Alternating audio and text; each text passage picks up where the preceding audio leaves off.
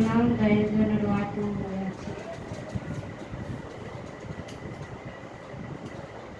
దేవాతి దేవనైన నీ బంగారు పాదాలకు వందనములైన ప్రభువా, పోయిన నెల నుంచి నెల వరకు మమ్మల్ని ఎంతగానో కాచి కాపాడిన దేవా, మీకు వస్త్రాలు వందనములైన ప్రభువా, మీ కృప మీ కనికరం మీ సహాయం ఎంతో తోడించిన ఆయన ఎంతో నాయన మీరు కొంచెం కొత్తలు దయచేసి మాకు ఎంతో మంచి ఆరోగ్యాలు దయచేసినందుకు మీకు శుక్ల స్వస్త్రాలు వందనములైన ప్రభు దేవాది దేవనైన ఆశ్చర్యకరుడు ఆలోచనకర్త నిత్యుతండ్రి సమాధానకర్త దేవాది దేవనైన మీరెంతో గొప్పగా దేవుడునైనా గొప్ప కార్యాలు చేసే దేవాది దేవుడు ప్రభువా, మీ కృప మీ కనికరం మీ సహాయం తోడించి మీరు అట్లంతో భద్రపరిచినందుకు మీ శుక్ల స్వస్త్రాలు వందనములైన ప్రభువా, నాయన నాయన వాక్యమందు నాయన మీరే తోడైన అలాగే నాయన సంఘ బిడ్డలను కూడా మీరే నాయన ప్రభు నాయన మంచి ఆరోగ్యాలు దయచేసి ప్రభు నాయన మంచి ఆరోగ్యాలు దయచని అవసరం తీర్చమని ఆయన అడుగుతున్నాం ప్రభు దేవాది దేవుడైనా మీ కృప మీ కనికరం మీ సహాయం తోడించమని నేను అడుగుతున్నాం దేవాది దేవుడైనా ప్రభు మీ కృప మీ కనికరం మీ సహాయం తోడించండి నాయన నాయన అందరి బిడ్డలకు నాయన ప్రభు నాయన అందరికి మంచి ఆరోగ్యాలు దయచేయండి ప్రభు ఎవరైతే అనారోగ్యాలతో ఉన్నారో ప్రభు నాయన వాళ్ళని ముట్టండి స్వస్థపరచండి నాయన ప్రభు మంచి ఆరోగ్యం దయచేయమని నాయన అడుగుచున్నాను దేవాది దేవనైనా మీరెంతో గొప్పగా దేవుడు గొప్ప రక్షకుడు దేవాది దేవనైనా నాయన వాళ్ళని ముట్టండి స్వస్థపరచండి మంచి ఆరోగ్యం దయచేయండి ప్రభు నాయన మీరెంతమందికి నాయన ప్రభు నాయన మంచి ఆరోగ్యం దయచేశారు ప్రభు దేవాది దేవనైనా నేను మీరు ముట్టంగానే నేను అందరికీ నాయన ప్రభు నాయన మంచి ఆరోగ్యం దయచేశారు నాయన ప్రభు మీకు శుక్ల స్వస్త్రాలు వందనములు నాయన ప్రభు నాయన అలాగే నాయన ప్రార్థన చేస్తున్నప్పుడు నాయన ప్రభు నాయన నాయన వాక్యం చెప్తున్నప్పుడు నాయన మీరే నాయన తోడై ఉండమని నాయన నజరేస్తున్నాను అని వేడుకొంచున్నాను తండ్రి. ఆమేన్. క్రీస్తునందు ప్రియ సహోదరి సహోదరులారా, షాలెం దర్శన ప్రార్థన సహవాసానికి మిమ్మల్ని ఆహ్వానిస్తున్నాం. ఈరోజు వర్తమానంగా చేయబడిన ప్రార్థన నిమిత్తమై మాస్టర్ గారికి వందనాలు. కూడి వచ్చినటువంటి మీ అందరికీ కూడా నా ప్రత్యేకమైనటువంటి వందనాలు. షాలోం. మీ కుటుంబాలకు సమాధానం వచ్చిన గాక.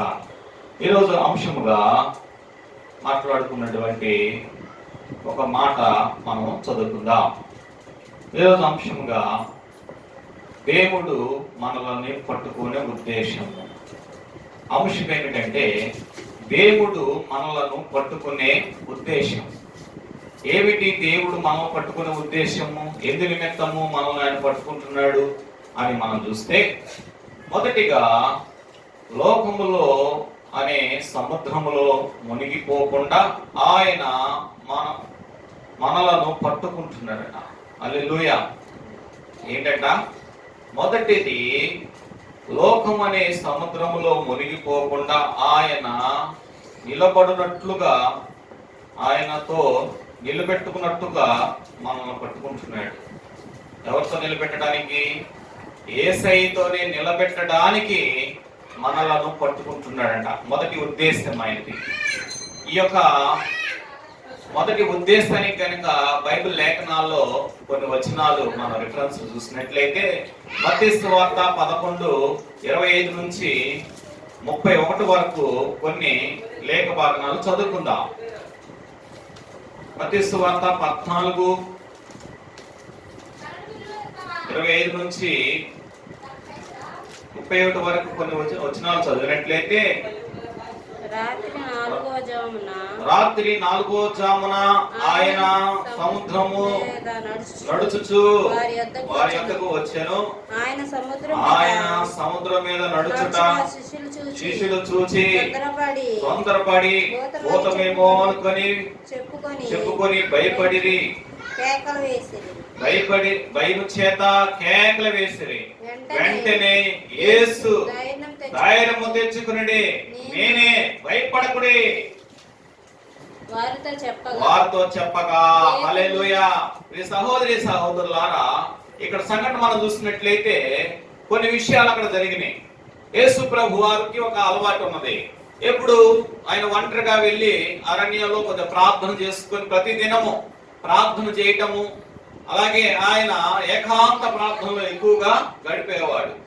అలాంటిది శిష్యులు ముందుగా బయలుదేరి అద్దరికి వెళ్ళవాలని వాళ్ళు ప్రయాణము చేస్తున్నారు. వీళ్ళు సముద్రం అనే ప్రయాణంలో చూడండి ఇక్కడ సహోదరి సహోదరులారా, ఈ సముద్రము ప్రయాణములో శిష్యులు ముందుగా వెళ్ళిపోతుండగా ఈ తెల్లారు గట్ట 4వ జామున చూసినటువంటి వీళ్ళు అదిగో ఆయన యేసు ప్రభు వారికి చక్కగా సముద్రం మీద నడుచుకుంటూ వచ్చేస్తున్నాడు. ఈ నడుచుకుంటూ వచ్చేలో జరిగినటువంటి సంఘటన చూస్తే మనము ఎందుకు యేసు ప్రభు వారు నడుచుకుంటూ రావాలి అంటే శిష్యులను చేరుకోవాలి. శిష్యులు కంగారు పడుతున్నారు. శిష్యులు ఏమాత్రము కూడా ఒంటరిగా వెళ్తున్నారని చెప్పి యేసు ప్రభు వారు వాళ్ళ యొద్దకు వచ్చి వారిని చేరుకొని వారితో కలిసి వారిని నిలబెట్టుకోవాలని చెప్పి వాళ్ళతో జీవించాలి. ఎందుకంటే వాళ్ళకి కలమ అటువంటి ఎన్నో విషయాలు వాళ్ళకు బోధించవలసిన అవసరత, ఇంకా ప్రజలందరికీ కూడా సువార్తను ప్రకటించాలి. శిష్యులు కూడా వాళ్ళు వెంబడించేవాళ్ళు, యేసు ప్రభుని వెంబడించాలి. కాబట్టి శిష్యులు యేసు ప్రభు కలిసి ఆయా పట్టణాలు వెళ్ళి పేదలకు సువార్తను, స్వస్థత కార్యాలు, అద్భుత కార్యాలు చేయవలసింది కనుక వాళ్ళని కలుసుకోవాలని వెళ్తూ ఉంటే వీళ్ళు యేసు ప్రభు వారిని చూచి తొందరపడ్డారట. ఎప్పుడైతే మనిషి తొందరపాటు ఉంటుందో, ఎప్పుడైతే మనిషి జీవితంలో తొందరపాటు ఉంటుందో ప్రియ సహోదరి సహోదరులారా, మన జీవితాల్లో చూడండి తొందరపాటు వల్ల భయం వచ్చేస్తుంది. నేను ఎన్నో వీడియోల్లో మీకు చెప్తూ ఉన్నా, తొందరపాటు మనిషి జీవితంలో ఉంటే భయం వచ్చేస్తుంది, ఆందోళన వచ్చేస్తుంది. తాను రక్షించడానికి వీళ్ళకి మేలు చేయడానికి వచ్చినటువంటి ఈ శిష్యులు కూడా చూడడానికి వాళ్ళు చూడండి, యేసు ప్రభు వాళ్ళకి శిష్యులకి మేలు చేయడానికి వస్తే శిష్యులు వాళ్ళు తొందరపడి బోధమేమో అనుకున్నారట. సహోదరి సహోదరులారా, ఎంత భయంకరమైనటువంటి సంఘటన జరుగుతుంది అక్కడ, ఎంత వాళ్ళు అనాలోచనగా ఉన్నారు చూడండి. మనము కూడా మన జీవితాల్లో తొందరపాటు అనేది మంచిది కాదని ఈ విషయాన్ని మనం అక్కడ తెలుసుకుంటున్నాం. అయితే సహోదరి సహోదరులారా, మనం ఇంకనో కొన్ని విషయాలు మనం చూసినట్లయితే మన జీవితంలో ఇంకనో కొన్ని విషయాలు ఆయన అంటున్నాడు. పేతురు ఏమంటున్నాడు? పేతురు ప్రభువా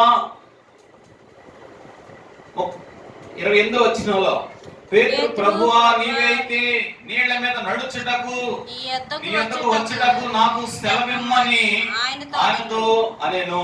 హల్లెలూయా హల్లెలూయా. ప్రియ సహోదరి సహోదరులను సందేహిస్తున్నాడు. ఒకవేళ ప్రభువా నీవే అయితే నీళ్ల మీద నీ యొద్దకు వచ్చుటకు నాకు కూడా సెలవిమ్మయ్యా అంటున్నాడు. అంటే యేసు ప్రభు అని అంటున్నాడు, అయ్యయ్యా రా అంటున్నాడు. యేసు ప్రభు వారు కూడా అందుకు ఏమంటున్నాడు తెలుసా? ఆయన రమ్మనగానే పేతురు దోణి దిగి యేసునొద్దకు వెళ్ళుటకు నేల మీద నడుచిన గాని గాలిని చూచి భయపడెను. హల్లెలూయా. గాలిని చూచి భయపడి మునిగిపోసాగెను. హల్లెలూయా. యేసు నీవైతే ప్రభువా నీవైతే నన్ను కూడా నీ యొద్దకు రావడానికి సెలవిమ్మన్నాడు. యేసు ప్రభు అన్నాడు రాయా అన్నాడు. హల్లెలూయా. పేతురు రా అని అనగానే కొంచెం దూరం నడిచాడు, నీళ్ళకు చక్కగా నడిచాడు. నడిచిన వాడు ఎవరు చూడాలి? నా ముందున్నటువంటి యేసయ్యను చూసి నేను నా పరుగును కొనసాగించవలసి ఉన్నది.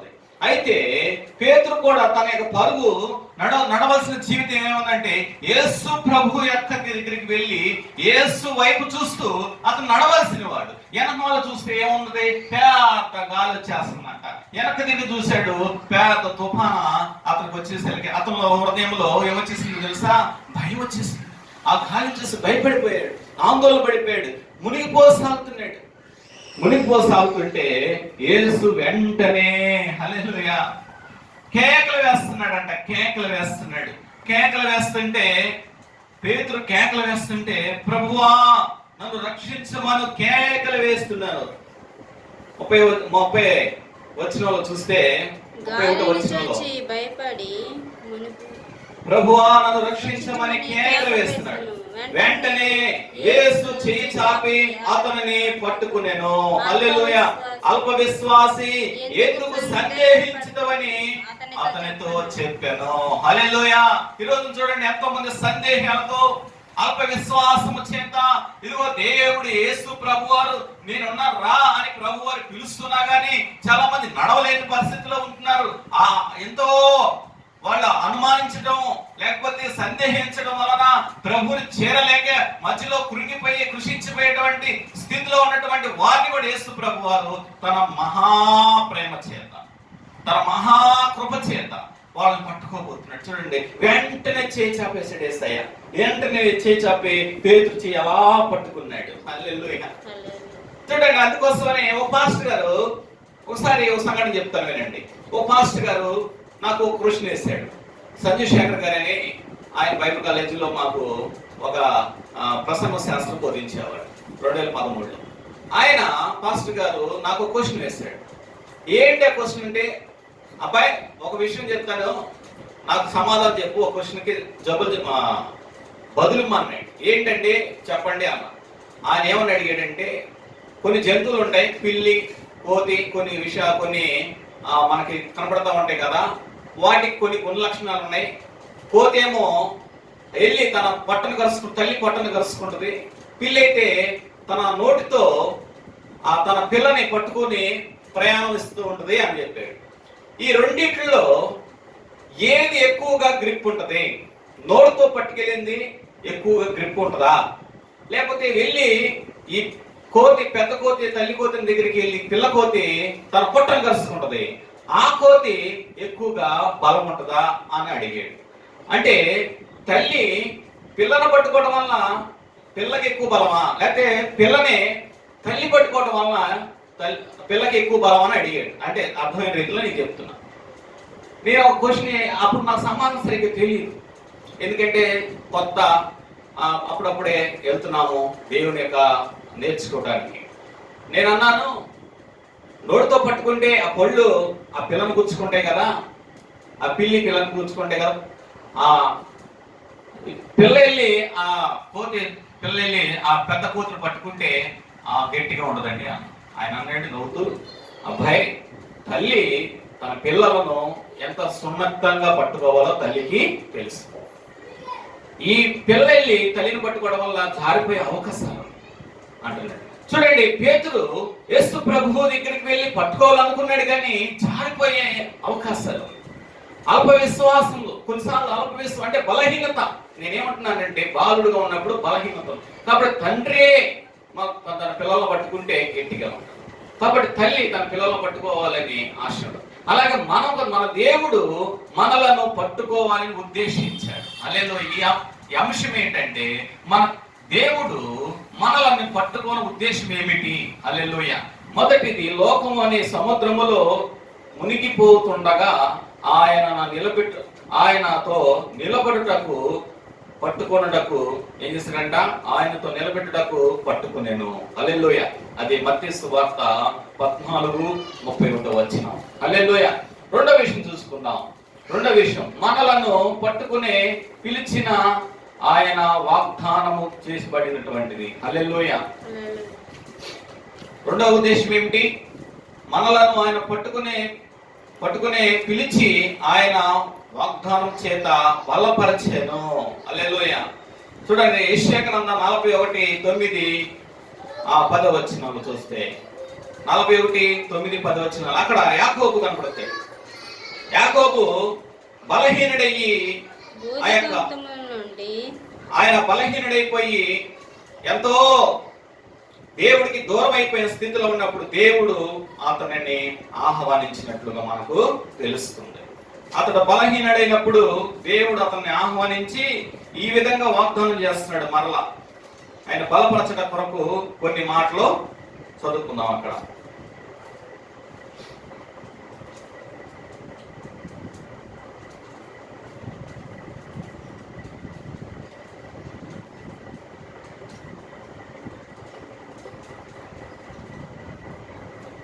భూదిగంతముల నుండి నిన్ను పట్టుకొని ఉన్నాను, పిలుచుకున్న వాడా నీవు నా దాసుడవనియు నేను నిన్ను ఉపేక్షించననియు నేను నీతో చెప్పి ఉన్నాను నీకు తోడై ఉండును, భయపడమకు, నేను నీ దేవుడై ఉన్నాను. హల్లెలూయా. ఏం చెప్పాడు? యాకోబుతో చేసిన వాగ్దానం.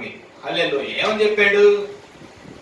భూమి నుండి ఊదిగంతం నుండి నేను నిన్ను పట్టుకుని ఉన్నాను.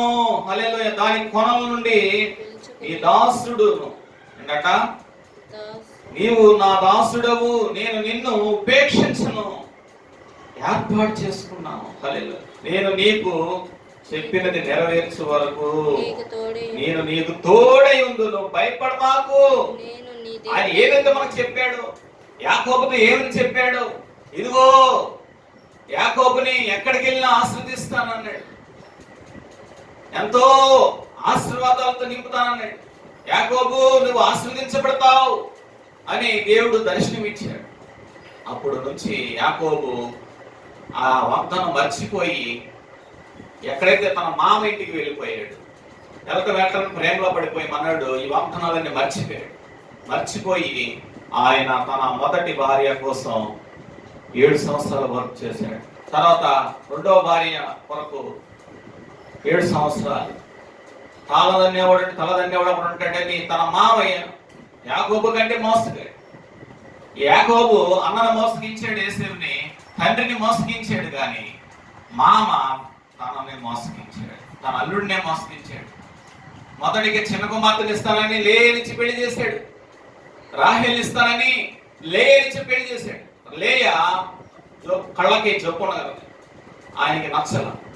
మరలా ఎవరిని ప్రేమించాడు మనడు? చిన్న కూతురు అయినటువంటి రాహేల్ ప్రేమించాడు. ఆమెని వివాహం చేసుకోవాలి. నాకు మరలా 7 సంవత్సరాలు అంటే 14 సంవత్సరాలు మరలా వెళ్ళిపోతా మామ అంటే పంపించలా. మామ తన యొక్క డబ్బులు ఇవ్వకోకుండా, తన యొక్క కావాల్సిన గొర్రెలు మేకలు ఇవ్వకోకుండా ఉంచేసాడు. ఇంకో 7 సంవత్సరాలు పనిచేయాలి. 21 సంవత్సరాలు కష్టపడిన తర్వాత కానీ అతను పంపడానికి మామ ఇష్టపడలా. దేవుడు ఏమంటున్నాడంటే, నువ్వు భయపడకు, నీకు తోడే ఉన్నాను, భూదిగంతము నుంచి నేను పిలిచిన వాడను, పట్టుకున్నాను. హల్లెలూయా. చూసారా?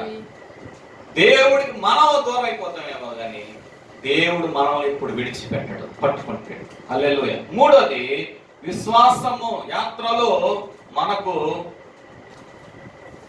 నడకను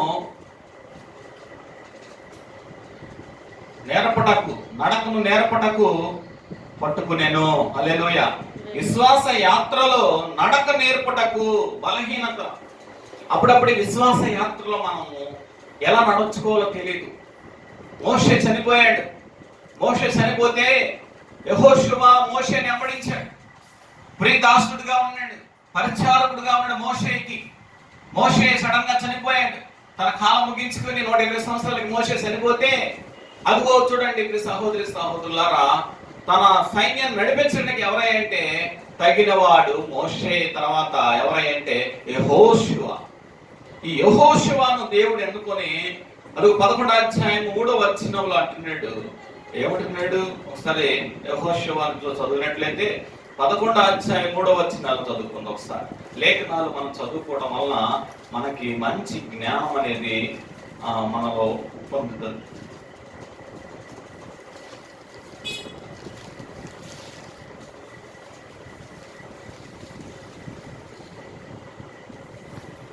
పదకొండు 3 చదువుకోమ్మా.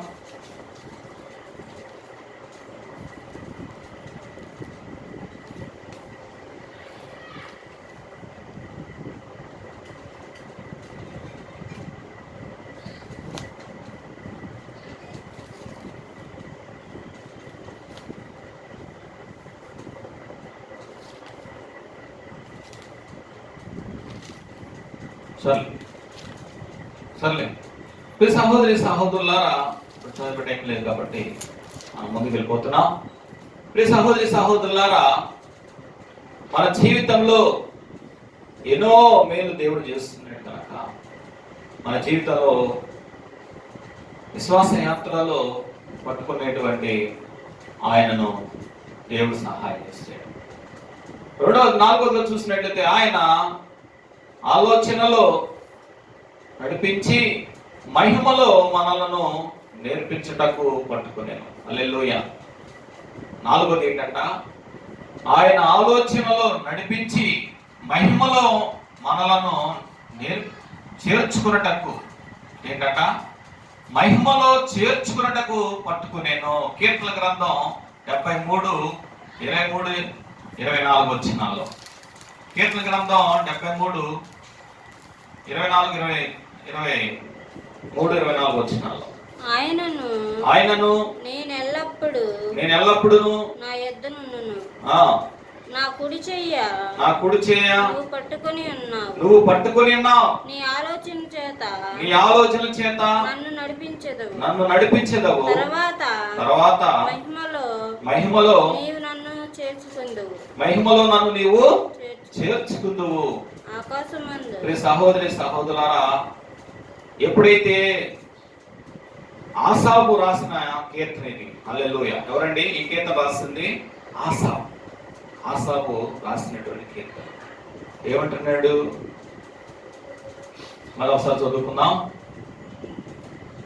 అయినను నీవు ఎల్లప్పుడూ నీ యొద్దన ఉన్నావు, నా కుడి చెయ్య నీవు పట్టుకున్నావు, నీ ఆలోచనలు చేత నన్ను నడిపించుచున్నావు, తర్వాత మహిమలో నీవు నన్ను చేర్చుకుందువు. హల్లెలూయా. ఎప్పుడైతే నాలుగోదిగా ఆయన ఆలోచన చొప్పున నడిపించి తన మహిమను మనలను పట్టుకున్నాడు. దేని పట్టుకున్నాడు? మనలను తన మహిమలను చేర్చుకున్నాడు.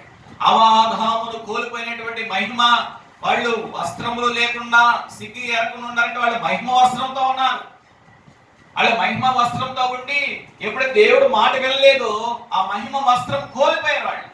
అందుకోసం ప్రియ సహోదరి సహోదరులారా, యేసుక్రీస్తు ఈ లోకానికి వచ్చి మనుషుల పాపం నిమిత్తమై చనిపోయి మూడో దినమున పునరుద్ధానుడయ్యి దేవుడు ప్రధాన ఫలముగా ఆయనను లేపి ఆయన అందరి కొరకు ఆశీర్వాదకరముగా యేసుక్రీస్తుని మన కొరకు ఆయన రక్తము చేత మనల్ని ఏం చేస్తారో తెలుసా?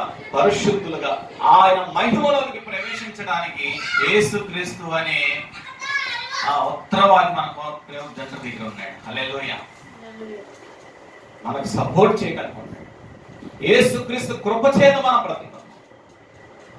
మన యొక్క పాపముల చేత మనం సచ్చిన సైతము దేవుడు మహాప్రేమ చేత యేసుక్రీస్తు కృప చేత మనం బ్రతికించును. హల్లెలూయా. ఎఫెసీ పత్రిక 2:4 చదవవసరం లేదులేండి. కాబట్టి ఇప్పుడు సహోదరి సహోదరులారా, మనము 4 చూస్తే ఆయన ఆలోచించకు నడిపిస్తున్నాం, మహిమలో మనల్ని చేర్చుకున్నట్టు మనం పట్టుకునే 4. 5వది మనల్ని ఏం చేస్తాడు? ఉన్నతమైన స్థలముల నుండి చేయి చాపి పట్టుకునేను, శత్రువుల చేతిలో నుండి కాపాడుటకు ఆయన మనం పట్టుకునేను. హల్లెలూయా. ఉన్నతమైన స్థలములో ఆయన దేవుడు నివసిస్తూ ఉన్నతమైన స్థలములో ఉండవలసిన వాడు ఆయన మన కొరకు ఏం చేస్తాడంట? తన చేయి చాపి, హల్లెలూయా, తన చేయి చాపి పట్టుకొని శత్రువుల చేతిలో నుండి మనల్ని కాపాడుచున్నాడు. హల్లెలూయా. సహోదరి సహోదరులారా, సమూయేలు 2వ గ్రంథము 22వ అధ్యాయం 1వ వచనం నుంచి 17వ వచనం వరకు చదువుకున్నట్లయితే అక్కడ కొన్ని విషయాలు మనకు తెలుసు. కాబట్టి ఏదైతే మనం నేర్చుకుంటున్నామో ఉన్నతమైన స్థలముల నుంచి చాలా మంది రాజులను ఆయన పట్టుకున్నాడు, దావీదును పట్టుకున్నాడు.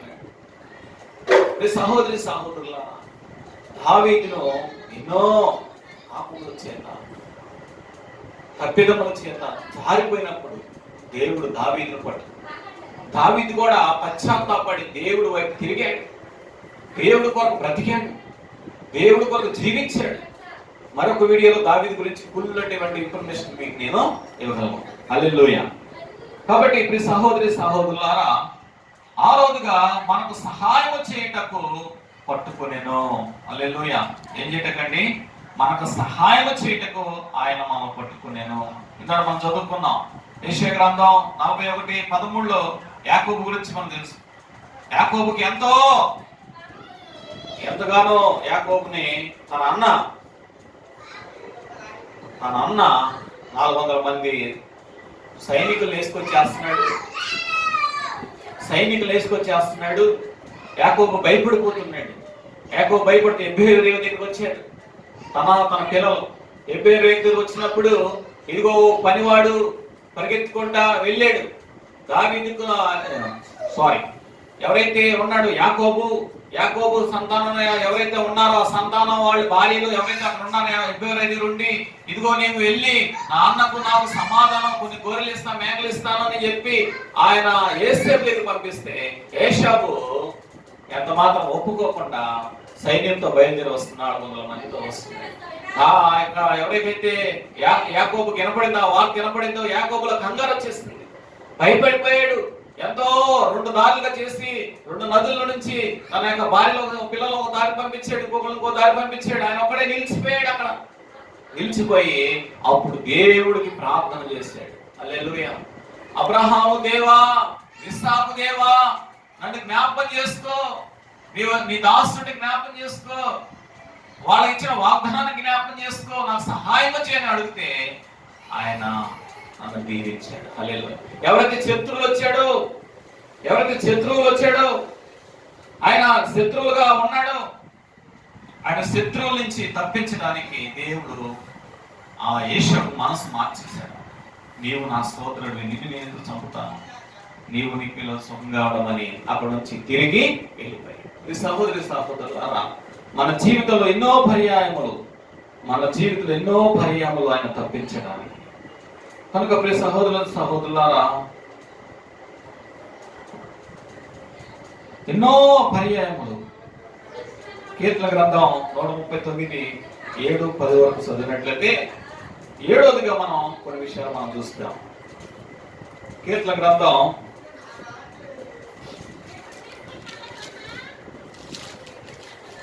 131 కీర్తన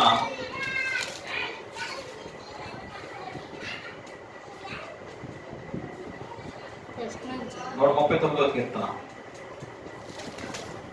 7 నుంచి 10 వరకు వచ్చిన చదివినట్టయితే 7వది, నీ ఆత్మ యొద్ద నుండి నేనెక్కడ పోదును, నీ సన్నిధి నుండి నేనెక్కడికి పారిపోదును, నేను ఆకాశమును ఎక్కినను నీవు అక్కడను ఉన్నావు, నేను పాతాళమందు పండుకొని ఉన్నా నీవు అక్కడ ఉన్నావు. హల్లెలూయా. 7వది, మనల్ని తప్పిపోకుండా కాపాడుటకు ఆయన మనం పట్టుకున్నాను. హల్లెలూయా. 7వది ఏంటంట, ఆయన మనము తప్పిపోకుండా కాపాడబడటకు ఆయన మనం పట్టుకున్నాను. అదే ఇక్కడ చదువుకుంటున్నాం. కీర్తన గ్రంథం 139 ఏం చేస్తున్నాడు?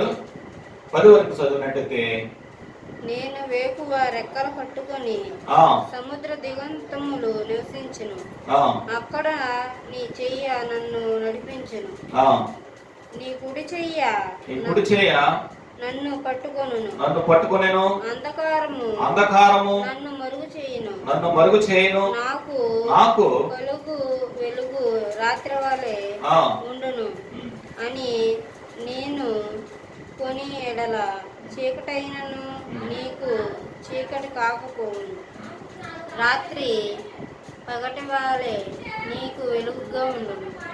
సహోదరులారా, మనం ఎక్కడున్నాను మరుగైపోయి ఉన్నా, మనము చీకటిలో మరుగైపోతున్నా, మగ్గిపోతున్నా, ఒకవేళ జారిపోతున్నా,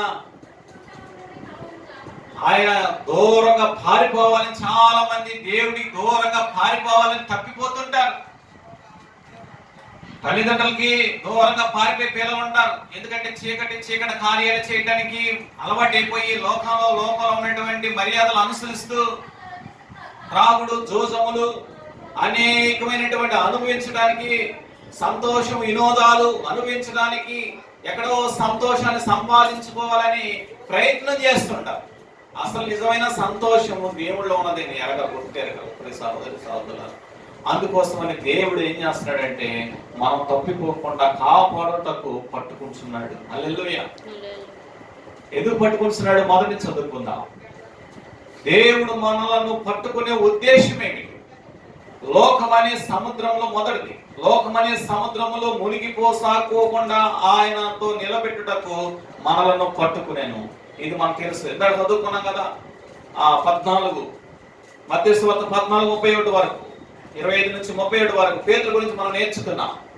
రెండోది, మనము పట్టుకున్న పిలిచిన ఉద్దేశం ఏమిటి? వాగ్దానం చేత మనం బలపరచుటకు ఆయన మనం పట్టుకున్నాడు. యాకోబు గురించి నేర్చుకున్నాం యెషయా గ్రంథంలో.